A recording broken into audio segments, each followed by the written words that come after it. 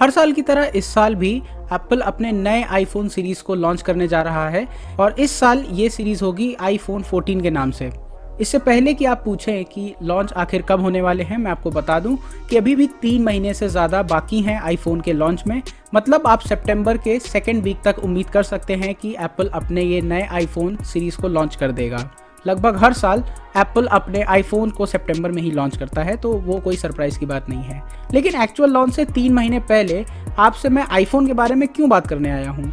इसका रीज़न है कि कई सारे अभी कुछ दिनों में आईफोन से रिलेटेड लीक्स हुए हैं। आईफोन 14 जो अभी सीरीज़ आने वाली है उसके जो फीचर्स हैं, उसके स्पेसिफिकेशंस हैं, कई सारे जो चेंजेस हैं वो लीक हुए हैं। चलिए देखते हैं कि क्या हैं वो चेंजेस, और अगर ये सब चेंजेस सही होते हैं तो क्या आपको आईफोन जो नया आने वाला है वो लेना चाहिए, और जिन लोगों के पास ऑलरेडी एक आईफोन है वो लोग क्या इस नए आईफोन को कंसिडर करें या ना करें। इन सभी बातों को इस वीडियो में मैं डिस्कस करने वाला हूं। तो हे गाइस, मेरा नाम है अभिषेक, आप देख रहे हैं tech to the core. Video को शुरू करते हैं, लेट्स गेट स्टार्टेड।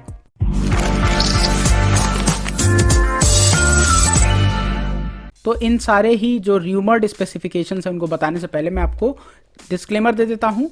ये सारे ही जो फीचर्स मैं आपको बताने वाला हूँ ये र्यूमर्स हैं, जैसा कि मैंने पहले भी कहा, जिसका मतलब है कि ये सारे ही फीचर्स होंगे ऐसा मैं गारंटी नहीं दे सकता हूँ।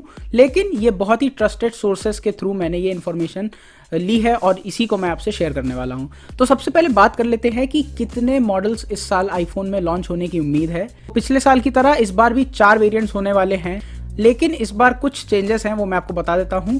जैसे आईफोन 13 सीरीज में आईफोन 13 मिनी लॉन्च हुआ था, फिर उसके ऊपर का जो वेरिएंट था वो आईफोन 13 था, और उसके बाद 2 और वेरिएंट थे जिसमें पहला था आईफोन 13 प्रो और दूसरा था आईफोन 13 प्रो मैक्स।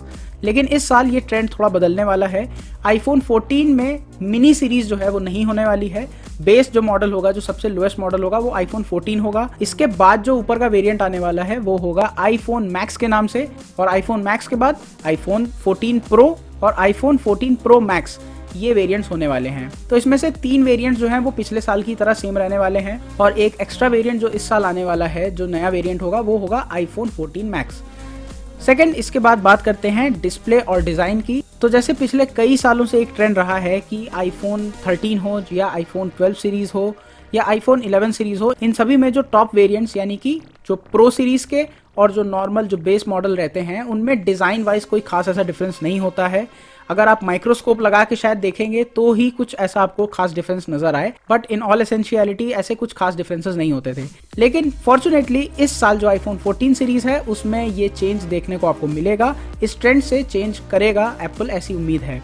र्यूमर्स की माने तो इस बार जो आईफोन 14 प्रो और प्रो मैक्स जो वेरिएंट्स आने वाले हैं उनमें जो बड़ी सी आईफोन की ट्रेडमार्क नॉच आती थी, जो कि पर्सनली मुझे बिल्कुल नहीं पसंद थी, वो बड़ी सी नॉच नहीं रहने वाली है प्रो और प्रो मैक्स वेरिएंट्स में। लेकिन यहीं पे एक कैच भी है जो कि आप समझ ही गए होंगे कि अभी भी जो आईफोन 14 और जो आईफोन 14 मैक्स मॉडल्स आने वाले हैं, जो लोअर मॉडल्स हैं, उनमें अभी भी वो बड़ा सा नॉच देखने की पूरी उम्मीद है। लेकिन खैर उसको छोड़ देते हैं। बात करें अगर जो नया डिज़ाइन होने वाला है वो कैसा होने वाला है, तो उसमें जो बड़ी नॉच है वो हट जाएगी और फेस आईडी के लिए एक छोटा सा पिल जैसा कटआउट रहने वाला है, और साथ ही में जो फ्रंट कैमरा है उसका भी एक छोटा सा राउंड सा कटआउट होने वाला है। जो र्यूमर्ड इमेजेस हैं वो आप देख सकते हैं और आप इससे अंदाजा लगा सकते हैं कि किस तरीके का इस बार डिस्प्ले और डिज़ाइन होने वाला है। और सबसे अच्छी बात तो ये है कि जो पिछले 5 साल से एक बड़ी सी नॉच आती थी आईफोन में, अब उससे कहीं ना कहीं किसी वेरिएंट में तो छुटकारा मिल ही जाएगा। इसके बाद बात करें अगर स्क्रीन साइज की, तो 2 अलग अलग साइजेस की उम्मीद है, जिसमें से आईफोन 14 और आईफोन 14 प्रो जो रहने वाले हैं वो 6.1 इंच की स्क्रीन के साथ आने वाले हैं, जबकि बाकी 2 जो मॉडल हैं, दोनों मैक्स मॉडल्स आईफोन 14 मैक्स और आईफोन 14 प्रो मैक्स, ये दोनों 6.7 इंच के डिस्प्ले के साथ आएंगे। इसमें से उम्मीद है कि प्रो और प्रो मैक्स वाले जो वर्जन्स हैं उनकी जो स्क्रीन है वो LTPO डिस्प्ले आने वाली है, जबकि जो 2 लोअर मॉडल्स हैं उनमें उम्मीद है कि OLED डिस्प्ले आएगा या रेटिना डिस्प्ले ही आने वाला है। इसके बाद एक और अपडेट है जो कि काफ़ी ज़्यादा डिसअपॉइंटिंग है मेरे हिसाब से, और वो ये है कि आईफोन्स की हिस्ट्री में ये पहली बार होने वाला है कि एक नई आईफोन सीरीज़ के साथ जो बायोनिक चिप है, जो हर साल अपडेट होता है, वो कुछ मॉडल्स में नहीं आएगा। मतलब कि इस साल जो एप्पल की फ्लैगशिप चिपसेट आने वाला है जो कि A16 बायोनिक होगा, वो आईफोन 14 के लोअर 2 जो वेरिएंट्स हैं उनमें नहीं होगा। मतलब कि जो आईफोन 13 वाली सीरीज़ में जो बायोनिक चिप है वही वाली चिप रिपीट होने वाली है आईफोन 14 और आईफोन 14 मैक्स में, जबकि जो प्रो और प्रो मैक्स मॉडल्स होंगे उन वेरिएंट्स में ये नई वाली A16 बायोनिक चिप ज़रूर होगी। इसमें कई सारे एक्सपर्ट्स का ये कहना है कि एप्पल इस बार ये इसलिए कर रहा है क्योंकि चिप शॉर्टेज काफ़ी ज़्यादा चल रही है इस समय भी दुनिया में, क्योंकि सेमीकंडक्टर्स की प्रॉब्लम है, वो आपको मालूम ही होगा। लेकिन मेरा व्यू इसमें ये है कि क्योंकि पिछले कुछ सालों से हम देखते आ रहे हैं कि जो प्रो सीरीज़ के फ़ोन्स हैं और जो बेस मॉडल्स हैं उनमें स्पेसिफिकेशंस के मामले में अगर आप कैमरे को छोड़ दें और डिस्प्ले साइज़ को छोड़ दें तो कोई खास डिफरेंस नहीं आ रहा था। और मुझे लगता है कि आईफोन परफॉर्मेंस में भी डिफरेंस दे पाए प्रो मॉडल्स के बीच में और जो बेस मॉडल्स हैं उनके बीच में, इसीलिए ऐसा स्टेप इस बार एप्पल उठा रहा है और जो पुराना चिप है, जो पिछले साल का चिप है, उसी को बेस मॉडल्स में देने वाला है। अगर ऐसा होता है तो ये पर्सनली मुझे लगता है कि बहुत ही ज़्यादा डिसअपॉइंटिंग स्टेप है और इससे एक बहुत ख़राब प्रेसिडेंट सेट होता है। मतलब कि अब आने वाले सालों में भी जब सेमीकंडक्टर चिप की शॉर्टेज नहीं होगी तब भी शायद एप्पल ऐसे ही कुछ स्टेप्स लेने वाला है। लेकिन इसके साथ अगर कोई अच्छी खबर है तो वो सिर्फ ये है कि जो पिछले साल का आईफोन है उसमें 4GB रैम थी, तो इस साल जो आईफोन्स होंगे जो कि पिछले साल की चिपसेट पे काम करेंगे उसमें 6GB की रैम होगी। तो ये ज़रूर एक थोड़ा एक एडेड एडवांटेज है जो अभी भी एप्पल देने वाला है इस साल। चलते हैं नेक्स्ट फीचर पे।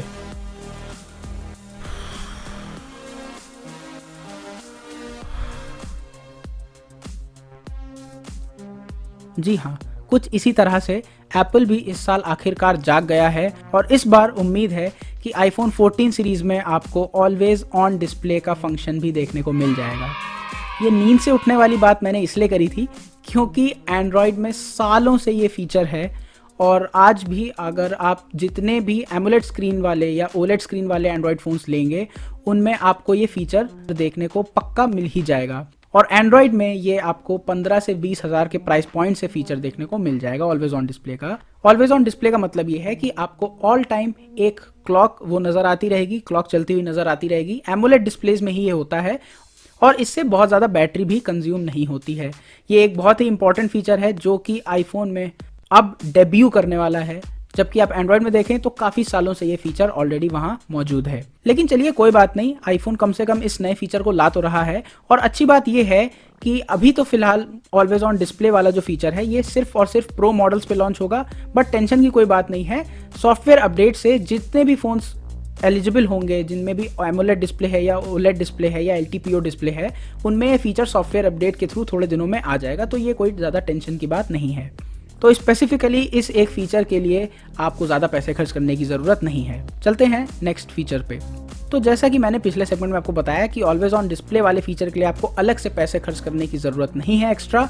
वैसे अब जिस फीचर की मैं बात करने वाला हूँ उसके लिए एक्चुअली में अगर आप पैसे ज़्यादा खर्च करेंगे तो आपको और ज़्यादा मज़ा देखने को मिलेगा, और वो है आईफोन 14 प्रो सीरीज़ के कैमराज में। इस बार ये ऑलमोस्ट कन्फर्म्ड है कि जो प्रो और प्रो मैक्स वाले वेरिएंट्स होने वाले हैं उनमें जो कैमरा है उसका रेजोल्यूशन होने वाला है 48 मेगापिक्सल, और इसे कंपेयर करें अगर लोअर वेरिएंट से तो वो पिछले साल की तरह 12 मेगापिक्सल के कैमरे के साथ आएंगे। जो 48 मेगापिक्सल का सेंसर है ये मुझे पर्सनली काफ़ी ज़्यादा एक्साइट करता है क्योंकि 12 मेगापिक्सल के भी आईफोन के कैमरास बहुत ज़बरदस्त परफॉर्म करते हैं, और 48 मेगापिक्सल का कैसा परफॉर्म करेगा इसके लिए मैं बहुत ज़्यादा एक्साइटेड हूँ। आप कितना एक्साइटेड है मुझे बताएं कमेंट सेक्शन में। इसके साथ साथ जो पिछले साल भी डिफरेंस था प्रो सीरीज़ में और बेस सीरीज़ में जो कि नंबर ऑफ कैमरा लेंसेज का था, वो इस साल भी रहने वाला है। आपको आईफोन 14 और आईफोन 14 मैक्स में आपको डुअल कैमरा सेटअप मिलेगा, जबकि प्रो सीरीज़ में आपको एक ट्रिपल कैमरा सेटअप मिलने वाला है। तो ये तो बात हो गई आईफोन के मोस्ट इंपॉर्टेंट फीचर की, मतलब कैमरा की। अब चलते हैं नेक्स्ट फीचर पे। तो हमेशा की तरह इस साल भी आपको iOS 16 यानी कि जो ऑपरेटिंग सिस्टम है वो एकदम लेटेस्ट आपको मिलेगा, और इसमें भी टेंशन की बात नहीं है, थोड़े दिनों में बाकी सारे ही पुराने आईफोन्स में भी आपको iOS 16 का सपोर्ट देखने को मिल जाएगा। इस साल दोस्तों कई सारे लोग उम्मीद कर रहे हैं कि USB-C टाइप जो पोर्ट है वो आईफोन में फाइनली आ ही जाएगा और एप्पल जो लाइटनिंग केबल है उसके सपोर्ट को हटा देगा। ऐसी चर्चाएं भी चल रही थी कि जो यूरोपियन यूनियन है उसके जो कंट्रीज़ हैं वो USB-C को मैंडेटरी करने वाले हैं, आईफोन हो या ना हो, सारे ही फोन्स में उनको USB-C का सपोर्ट चाहिए। तो इससे रिलेटेड अपडेट ये है कि इस साल तो आईफोन USB-C को अपने फोन्स में नहीं लाने वाला है। इस साल भी आपको लाइटनिंग केबल का इस्तेमाल ही मिलेगा, लेकिन अभी भी लॉन्च होने में काफ़ी ज़्यादा टाइम है। और मेरे पास जो अभी तक अपडेट है उसके हिसाब से कुछ ही दिनों में यूरोपियन यूनियन अपनी एक मीटिंग करने वाला है, जिसमें वो USB-C से रिलेटेड जो रूल्स एंड रेगुलेशंस हैं उस पर डिस्कस करने वाले हैं। तो देखते हैं कि अगर ये रूल बहुत स्ट्रिक्टली फॉलो होता है और यूरोपियन यूनियन के कंट्रीज़ में ये USB-C मैंडेटरी हो जाता है, तो फिर उसके बाद देखना होगा कि एप्पल का क्या रवैया रहता है और क्या एप्पल अपने आईफोन्स में USB-C को लाता है, और अगर लाता है तो क्या सिर्फ यूरोपियन यूनियन के कंट्रीज के लिए लाएगा या फिर इंडिया और बाकी US जैसे कंट्रीज के लिए भी लाता है। तो ये तो तभी पता चल पाएगा जब एक्चुअली में आईफोन लॉन्च होगा। अब इसके बाद फाइनली कुछ एक्स्ट्रास की बात कर लेते हैं, और इस एक्स्ट्रास में पहला फीचर है कि शायद इस बार आईफोन सैटेलाइट कम्युनिकेशन के सपोर्ट के साथ भी आ सकता है। सैटेलाइट कम्युनिकेशन सपोर्ट का मतलब ये है कि जब आप किसी ऐसे दूर दराज के इलाके में चले जाएंगे जहां पे बिल्कुल भी आपको सेलुलर सिग्नल्स नहीं मिलते हैं, तो वहां पे भी आप इमरजेंसी यूज के लिए सैटेलाइट के थ्रू कम्युनिकेशन कर पाएंगे और अपनी हेल्प रिक्वेस्ट को सेंड कर सकते हैं। लेकिन इससे रिलेटेड कुछ बातें हैं। पहली तो ये कि अगर आईफोन में ये फीचर आ जाता है तो भी सारे कंट्रीज में ये फीचर इनेबल नहीं होगा, कुछ कंट्रीज में ही ये इनेबल आपको होता हुआ मिलेगा। रही बात इंडिया की, तो मुझे लगता है कि अगर ये सैटेलाइट कम्युनिकेशन का फीचर आईफोन में होता है तो भी अभी फिलहाल इंडिया में इस फीचर को इंडिया में सपोर्ट नहीं करेगा आईफोन। और फाइनली इस बार उम्मीद है कि आईफोन में एक कार क्रैश डिटेक्शन टूल भी होगा, जो कि एक्सीडेंट के समय में आपको इमरजेंसी सर्विसेज से कांटेक्ट करने में मदद करेगा। तो दोस्तों ये थे सारे रूमर्ड फीचर्स या लीक्स जो कि उम्मीद है कि इस साल आईफोन में होंगे, और इन सभी फीचर्स का हमें अल्टीमेटली पता तो तभी चलेगा जब ये आईफोन 14 सीरीज इस साल लॉन्च होगी। और देखते हैं कि कितने सारे इसमें से फीचर्स जो हैं वो एक्चुअली में आईफोन में उतर के आते हैं। तो अब बात करते हैं फाइनली वर्डिक्ट की। तो अगर ये सारे ही रूमर्स सही हैं और ये सारे ही स्पेसिफिकेशंस जो हैं वो होने वाले हैं, तो मेरा ख्याल है कि अगर आप एक आईफोन 13 यूज़र हैं या आईफोन 12 सीरीज़ के यूज़र हैं, तो मुझे लगता है कि आपको बेस वेरिएंट्स जो आईफोन 14 के होने वाले हैं उनको कंसिडर करने की ज़रूरत नहीं है। मुझे नहीं लगता है कि अगर आपके पास आईफोन 12 सीरीज़ या आईफोन 13 सीरीज़ के फ़ोन्स हैं तो आपको आईफोन 14 के बेस वेरिएंट्स, जो नीचे के दो वेरिएंट्स हैं मैक्स वेरिएंट और जो आईफोन 14 स्टैंडर्ड वेरिएंट है, उस पर इतने ज़्यादा पैसे एक्स्ट्रा खर्च करने की ज़रूरत है। कुछ रीजंस हो सकते हैं इसको अपग्रेड करने के, जैसे कि एक बेहतर कैमरा सॉफ्टवेयर एक्सपीरियंस, या फिर आप ज़्यादा स्टोरेज अगर चाहते हैं तो आप अपग्रेड कर सकते हैं। बट अदरवाइज़ मुझे लगता है कि बेस वेरिएंट के साथ जाना मुझे नहीं लगता कि ठीक होगा। हाँ, लेकिन अगर आपको और बेहतरीन कैमरास चाहिए हैं और आप और भी ज़्यादा पुराने आईफोन्स यूज़ करते आ रहे हैं, तो ज़रूर आप आईफोन 14 प्रो और प्रो मैक्स को कंसिडर कर सकते हैं। लेकिन रही बात उन लोगों की जिन्होंने अभी तक आईफोन का एक्सपीरियंस नहीं किया या उनके पास आईफोन नहीं है लेकिन वो प्लान करते हैं आईफोन लेने का, तो उनके लिए मैं कहूँगा कि अभी आपको बहुत ज़्यादा वेट करने की ज़रूरत नहीं है। अगर आपको मन करता है आईफोन लेने का तो आप आईफोन 13 के साथ जा सकते हैं। उसके प्राइसेस भी इस समय थोड़े से गिर गए हैं। और आईफोन 14 का आप तभी इंतज़ार करें जब आप प्रो या प्रो मैक्स वर्जन्स को खरीदने के लिए तैयार हों। तो ये था मेरा वीडियो जिसमें मैंने आईफोन 14 से रिलेटेड रूमर्स और स्पेसिफिकेशंस की बात की है।